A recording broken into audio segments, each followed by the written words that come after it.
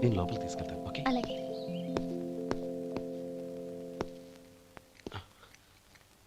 అన్నయ్య, ఏంట్రా? నేను చాలా రోజుల నుంచి నీకు విషయం చెప్తున్నాను, గుర్తుందా? ఏ విషయం? అదే అన్నయ్య, నేను ఓ అమ్మాయిని ఓ అమ్మాయిని లవ్. ఓహో, లవ్ చేస్తున్నావా? ఆ విషయం నువ్వు నాకెప్పుడు చెప్పావురా? ఊళ్ళో అందరూ అనుకుంటుంటే నేను విన్నాను. సారీ అన్నయ్య, నీకు చాన్నాళ్ళుగా చెప్పాలనుకుంటున్నాను కదా, అందువల్ల చెప్పేశానేమో అనుకున్నాను. ఓహో, ఆ అమ్మాయి వచ్చిందన్నయ్య, బయట నిలబడి ఉంది. బయట నిలబెట్టడం ఏమిట్రా? లోపలికి తీసుకురా. అలాగే అన్నయ్య. ఏయ్, అన్నయ్య మంచి మూడ్లో ఉన్నాడు, రా. కమ్.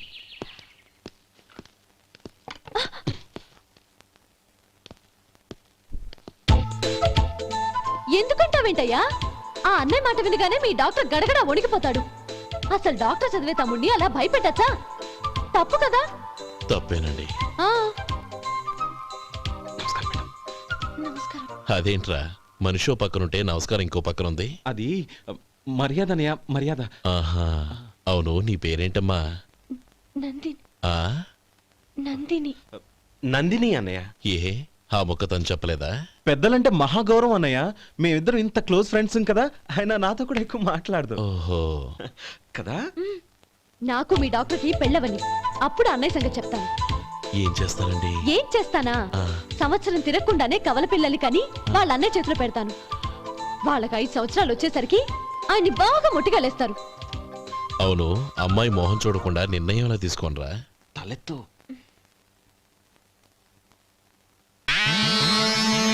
ఏం చెప్తా? అదేనండి, నందిని గారు వచ్చి వెళ్ళారని చెప్తాను. గుడ్, పైకొస్తావు. ఈయన మీ అన్నయ్య? అవును. నందిని, ఏమైంది? ఎందుకు ఏడుస్తున్నావు? ఈయన మీ అన్నయ్యని తెలియక తెలియక హాస్పిటల్ దగ్గర మర్యాద లేకుండా దురుసుగా మాట్లాడాను. ఆయన ఈ పెళ్లి ఒప్పుకోరు. ఊరుకో, అలాంటి చిన్న చిన్న విషయాల్ని మా అన్నయ్య పట్టించుకోడు. అయినా నేను కన్విన్స్ చేస్తాను కదా. ఆయనకంత అవమానం జరిగాక ఎందుకు కన్విన్స్ అవుతారు? చూడు, నువ్వు వేరే పెళ్లి చేసుకొని నీకు పుట్టబోయే బిడ్డకు నా పేరు పెట్టుకో. ఏంటా మాటలు? నేనే నుయ్యగుయ్య చూసుకుంటాను. అదిగో ఆ చూపు చూడు, ఆ చూపు ఒకలా ఉంది. నందిని, నా మాట విను ప్లీజ్. నందిని. శేఖర్, ఆ అమ్మాయి చెప్పింది నిజమే. తనని ఎప్పుడైతే హాస్పిటల్ దగ్గర చూశానో అప్పుడే నేను నిర్ణయానికి వచ్చేసాను. విన్నావా? నేను చెప్పానుగా, ఆయన ఆల్రెడీ ఓ నిర్ణయానికి వచ్చేసారట. ఇక నేను వెళ్తాను. అలాగే వెళ్ళు. వెళ్ళి ఈసారి వచ్చేటప్పుడు మీ అమ్మా నాన్నల్ని తీసుకురా. ముహూర్తాలు ఎప్పుడు పెట్టుకోవాలో నిర్ణయించుకుంటాం. అర్థం కాలేదా? నువ్వే మా వాడికి సరైన జోడి. అదే నేను తీసుకున్న నిర్ణయం. థ్యాంక్ యూ బావగారు, నన్ను ఆశీర్వదించండి. లేమ్మా, శీఘ్రమేవ కళ్యాణ ప్రాప్తిరస్తు.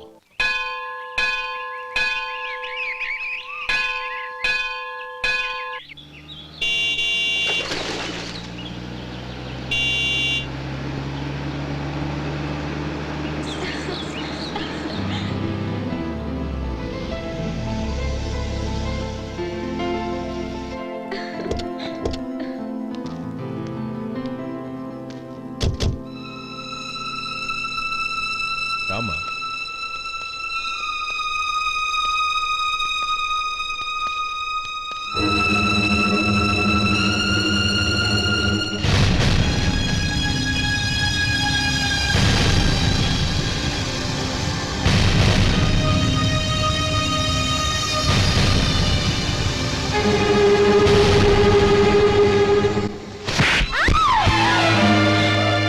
నా పరువు తీసావు కదే. ఒక బిచ్చగాడిని నువ్వు కోరుకున్న వాడికి ఇచ్చి చేసేవాడిని. కానీ నువ్వు ఎవరిని ప్రేమించావో తెలుసా? ఎవడి నీడ సోకితే పంచమహాపాతకాలు అంటుకుంటాయనుకుంటున్నానో వాడి తమ్ముణ్ణి. ఆ రోజు ఆ గోపాలం గడు నిశ్చితార్థం వరకు వచ్చి నా చెల్లెల్ని చేసుకొని వెళ్ళిపోయాడు. ఆ ఆవేశంలో తొందరపడి ఓ పొరుగురు వాడికి నా చెల్లెల్నిచ్చి పెళ్లి చేశాను. ఆ తర్వాత తెలిసింది వాడికి అంతకుముందే పెళ్ళి అయిపోయిందని. వాడు పెళ్ళైన వాడైనా పర్వాలేదు, పరమ దుర్మార్గుడు. ఇంకొకరిని ప్రేమించిన దానివేగా అని దెప్పి పొడుస్తూ నా చెల్లెలికి మాటలతోనే నరకం చూపించాడు. అటు ప్రేమించిన వాడు దగా చేశాడు, ఇటు చేసుకున్నవాడు కిరాతకుడు. ఇలా చిత్రవధ అనుభవించి అనుభవించి నా చెల్లెలు ఒకరోజు స్టవ్ పేలిపోయి చనిపోయింది. దీనికంతటికి కారణం ఎవరు? వాడు అన్న. అటువంటి వాడింటికి కోడలుగా వెళ్తావా? ఒక్క మాట చెప్తున్నాను విను. నువ్వు జీవితాంతం పెళ్లి చేసుకోకుండా ఇంట్లో పడినా పర్వాలేదు కానీ వాడి తమ్ముడితో మాత్రం నీ పెళ్లి జరగదు. రేయ్, పురోహితుని రమ్మని చెప్పు. వచ్చే ముహూర్తంలోనే నీకు నందినికి పెళ్లి.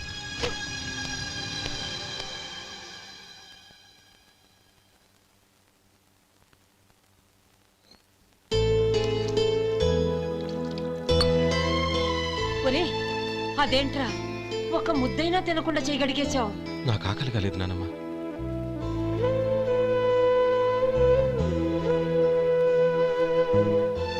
ఆ అమ్మాయి చాలా మంచిది, చదువుకున్న పిల్ల, మనందరికీ బాగా నచ్చింది. కానీ ఆ లక్ష్మీపతి గారి గురించి ఆలోచిస్తేనే నాకు భయం వేస్తోంది. వాడు మన కుటుంబం ఎప్పుడెప్పుడు విడిపోతుందా అని ఎదురు చూస్తున్నాడు. అన్నయ్య, ఆ అమ్మాయే కాదు, ఈ ప్రపంచంలో మన కుటుంబం కంటే నాకేది ఎక్కువ కాదు. ఆ పెళ్లి గురించి నేను మర్చిపోయాను, మీరు మర్చిపోండి.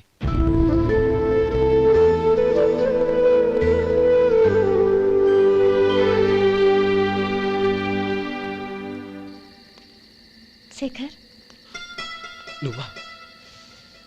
ఏంటి ఈ టైంలో వచ్చావు? నీతో ఓ విషయం మాట్లాడాలి. ఒకసారి బయటకు వస్తావా?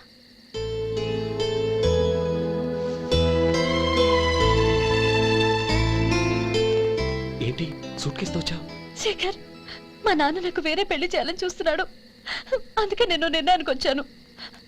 మన ఇద్దరం ఎక్కడికైనా పారిపోదాం. చూడు నందిని, ఈ టైంలో నిన్ను నన్ను మా అన్నయ్య చూసాడంటే బాగోదు. నువ్వు వెళ్ళిపో. అన్నయ్య అన్నయ్య అన్నయ్య, ఎప్పుడు మీ అన్నయ్య మాటేనా? నీకు నేను ముఖ్యమా, మీ అన్నయ్య ముఖ్యమా? నాకు మా అన్నయ్య ముఖ్యం. శేఖర్, నీ గుండెల మీద చేయి వేసుకొని చెప్పు, నన్ను మర్చిపోయిన సుఖంగా ఉండగలవా? అది నాకు తెలియదు, కానీ మా అన్నయ్యకు తలవంపులు తెచ్చి ఖచ్చితంగా నేను మనశ్శాంతితో ఉండలేను. నా పరిస్థితి అర్థం చేసుకో. దయచేసి మీ నాన్న చూసిన సంబంధం చేసుకుని సుఖంగా ఉంటుంది. చాలా టైం అయింది, ఇంకా బయలుదేరు. నన్ను క్షమించు.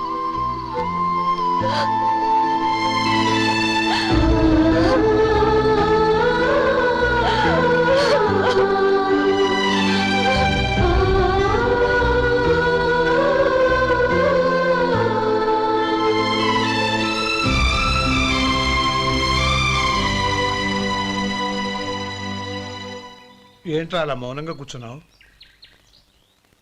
ఏం లేదురా, కోరుకున్న అమ్మాయి రా పారిపోదామని వస్తే మా అన్నయ్య బాధపడే పనేది నేను చెయ్యలేను. నన్ను క్షమించని ఆ అమ్మాయిని పంపించేసాడ్రా నా తమ్ముడు. అదిరా వాడికి నా మీద ఉన్న అభిమానం. ఇంతవరకు వాడు అడిగింది ఏదీ నేను లేదని లేదు. ఒక అన్నగా వాడి పట్ల నా బాధ్యతలన్నీ నెరవేర్చాను. అలాంటిది ఈరోజు వాడు మనసారా కోరుకున్న అమ్మాయిని వద్దని నేను ఎలా చెప్పగలనురా? వాడి సంతోషం కంటే నాకు కావాల్సిందే ఉంది. అందుకే నేను ఒక నిర్ణయానికి వచ్చాను. ఓపెనింగ్ స్టాకు 31,700 అండి. ఈ రోజు 200 లారీల్లో 21,500 ప్యాడీ వచ్చిందండి. అవి ఈ పక్కన సర్దించానండి. తర్వాత ఇవి నిన్నొచ్చిన ధాన్యం బస్తాలండి. 50 లారీల్లో 5,000 బస్తాల బియ్యం బయటకు పంపించామండి. సాయంత్రానికి మన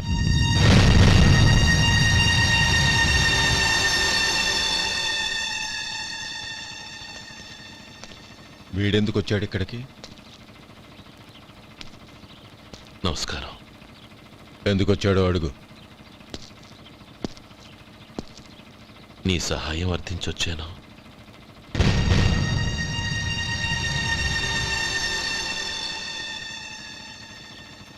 మీరు వెళ్ళండి. రోజు నీ చెల్లెల్ని నేను చేసుకోనన్నాను. ఏ పరిస్థితిలో అలా అన్నానో నీకు తెలుసు. నేను చేసింది తప్పని నీకు అనిపిస్తే ఆ తప్పుకి నా తమ్ముడిని శిక్షించద్దు. మన మధ్య ఉన్న విరోధం తెలియక వాళ్ళు ప్రేమించుకున్నారు.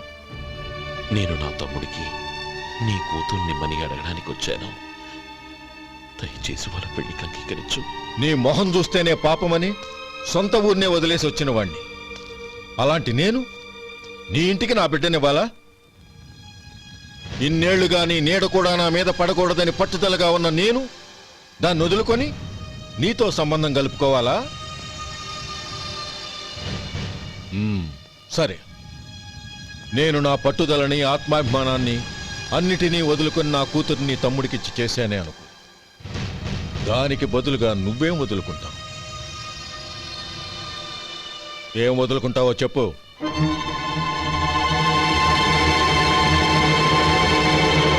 నీ ప్రాణాలు వదులుకుంటావా? అలాగే. నీ ప్రాణం వదిలితే నాకేంట్రా లాభం? నువ్వు దేని మీదైతే ప్రాణాలు పెట్టుకున్నావో దాన్ని వదిలే. నీ తమ్ముళ్ళ మీదగా నువ్వు ప్రాణాలు పెట్టుకున్నావు, ఆ తమ్ముళ్లను వదిలే. అన్న అనే బంధానికి నువ్వు నీళ్లు వదిలేయాలి. ఎప్పుడు నీ తమ్ముడు నా కూతురి మెళ్ళలో తాళి కడతాడో అప్పుడే నీకు నీ తమ్ముళ్లకు ఉన్న అనుబంధం తెగిపోవాలి. నీ తమ్ముడు నా కూతురి మెళ్ళలో తాళి కట్టడానికి ముందే నువ్వు శాశ్వతంగా ఈ ఊరొదిలి వెళ్ళిపోవాలి. వీటన్నిటికీ నువ్వు అంగీకరిస్తేనే ఈ పెళ్లికి నేను అంగీకరిస్తాను.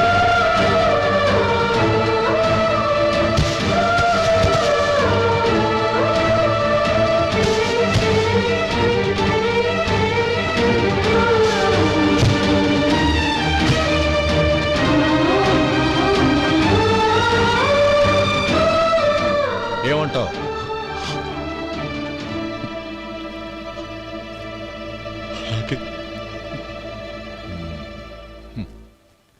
ప్రమాణం చేయి.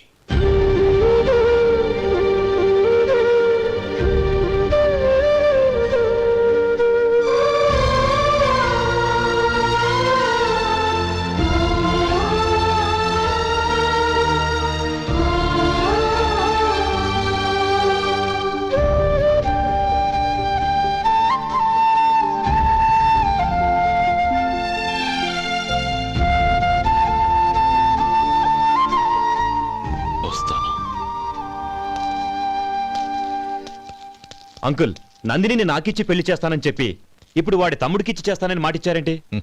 రే, నువ్వు నోరు మూసుకోరా. వీడి తమ్ముళ్ళు విడిపోవాలనే ఇన్నేళ్లుగా ఎదురు చూశాను. ఇప్పుడు నా కల నిజం అవబోతోంది. నువ్వేం దిగులు పడకు. నీకు వేరే మంచి పిల్లని చూసి ఘనంగా పెళ్లి జరిపిస్తాను.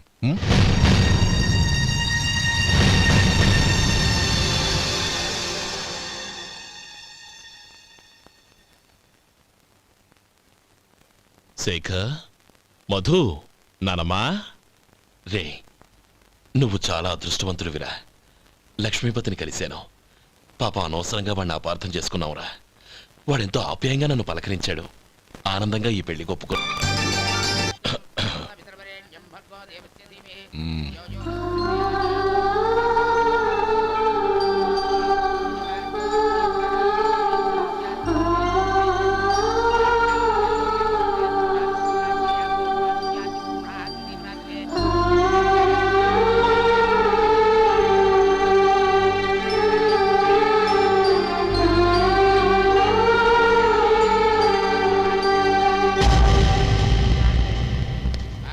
రే గోపాలం, రే రే, మమ్మల్ని అందరినీ వదిలేసి వెళ్ళిపోతున్నావురా?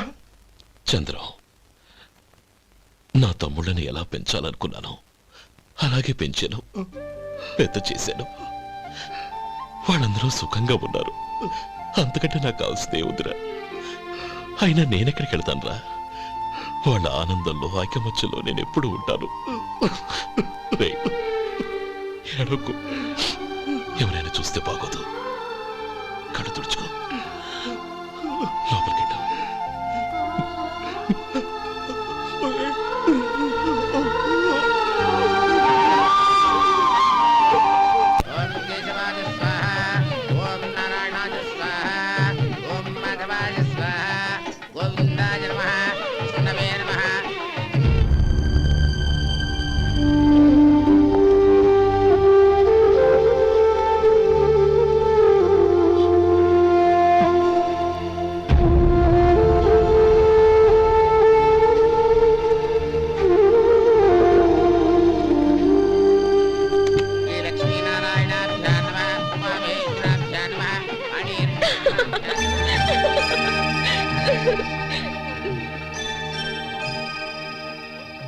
మావయ్య అన్నయ్య ఎక్కడ పని మీద బయటికి వెళ్ళాడు వచ్చేస్తాడు.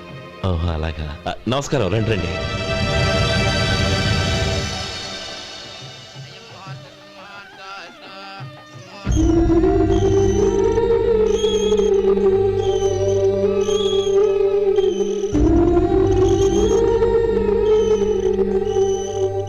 ఒరే చంద్రం, గోపాలం ఏడ్రా ఎక్కడా కనపడడం లేదు.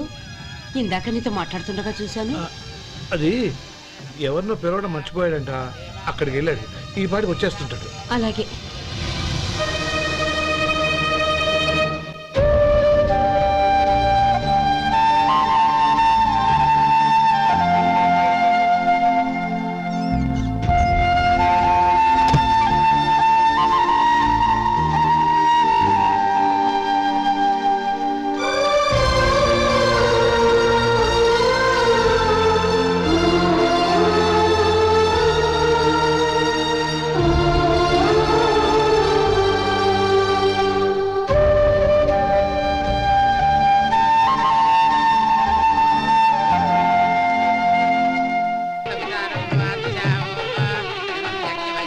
ఆ వెండి సామాన్లు పెట్టి పెట్టి తాళం వేసిరా. అలాగే.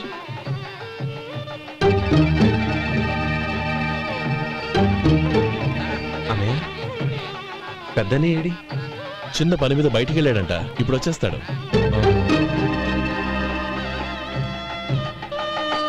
భజంత్రీలు భజంత్రీలు బాబు తాడిబొట్టు అందుకోండి. ఆపండి.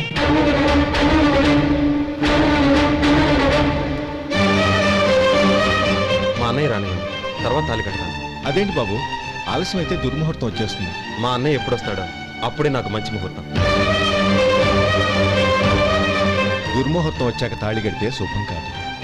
మా అన్నయ్య లేకుండా చేసే ఏ పనైనా నాకు శుభం కాదు.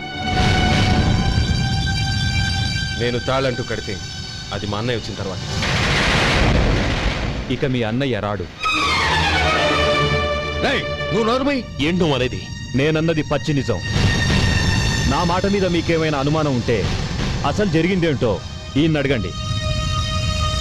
మావయ్య ఏంటిదంతా, అసలు ఏం జరిగింది?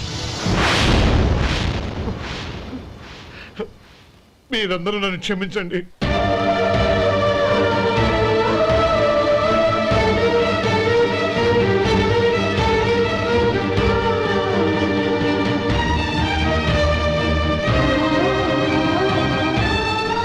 ఇది బాబు జరిగింది.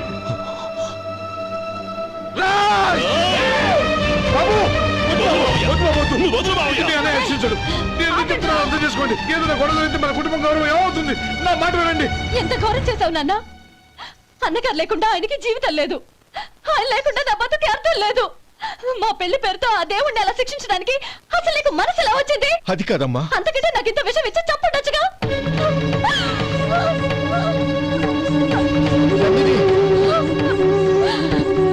నందిని, నందిని, నందిని, అమ్మా నందిని, తలుపు తీ అమ్మా. నా మాట వినమ్మా, తలుపు తీ, నందిని. ఎందుకే బాధపడతావు? వాడు కట్టుకోకపోతేనే నిన్ను చేసుకోవడానికి నేనున్నానుగా. నందిని. రేయ్, రేయ్ రాస్కెల్, వదలరా. రేయ్. రేయ్, లోపల. రేయ్. బాబు, బాబు, నా మేనల్ని నా బిడ్డను ఎత్తుకుపోతున్నాడు. నా జీవితం నాశనం అయిపోతుంది. మీకు దండం పెడతాను, దాన్ని కాపాడండి. చిచ్చి, నీలాంటి వాడికి పుట్టిన దాంతో మాకేమిటి సంబంధం? ఎవరిని కాపాడాల్సిన అవసరం మాకు లేదు. ఒరేయ్ శేఖర్, తప్పురా. ఎప్పుడైతే అమ్మాయి నీతో పెళ్లి పీటల మీద కూర్చుందో అప్పుడే మన ఇంటి గొడవలేనట్టు లెక్క. అవునండి, ఒక ఆడపిల్లని కాపాడలేకపోయామని బావగారికి తెలిస్తే మనల్ని క్షమించరు. నానమ్మ వీళ్ళని తీసుకుని ఇంటికి వెళ్ళు. శేఖర్, గోపి మీరెళ్ళి అన్నయ్య వెతకండి. నందిని విషయం నేను చూసుకుంటాను. వాడు ఎక్కడికి తీసుకెళ్ళి ఉంటాడు.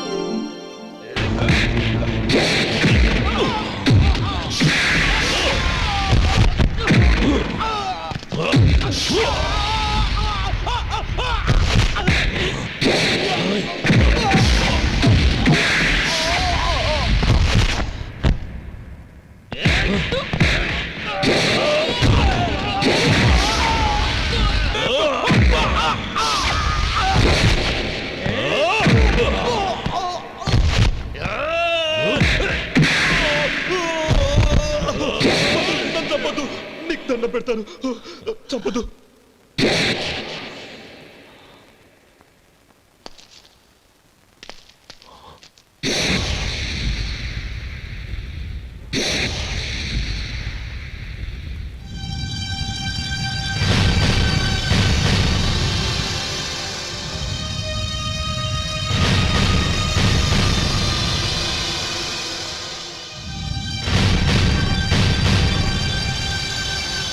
నన్ను క్షమించు లక్ష్మీపతి. ఈ పెళ్లి జరగాలని నేను ఊరు వదిలి వెళ్ళిపోతాం అనుకున్నాను. ఆ పెళ్లి ఆగిపోతుందని తెలిసి ఆగలేక వచ్చాను. నేను వెళ్ళిపోతాను. అయ్యా, ఏమిటిది? లే. నన్ను క్షమించు గోపాలం. ఆ శ్రీరామచంద్రుడు తండ్రి కోరిక మీద అడవులకు వెళ్ళాడు, కానీ తమ్ముళ్ళ క్షేమం కోసం ఊరొదిలి వెళ్తానన్న నువ్వు ఆ రామచంద్రుడి కంటే గొప్పవాడివి. ఏమిట్రా ఇది? గతంలో జరిగిన దాన్ని మనసులో పెట్టుకుని మూర్ఖంగా ప్రవర్తించాను. నా తప్పును క్షమించి నా కూతుర్ని నీ ఇంటి కోడలిగా చేసుకుంటావు కదూ.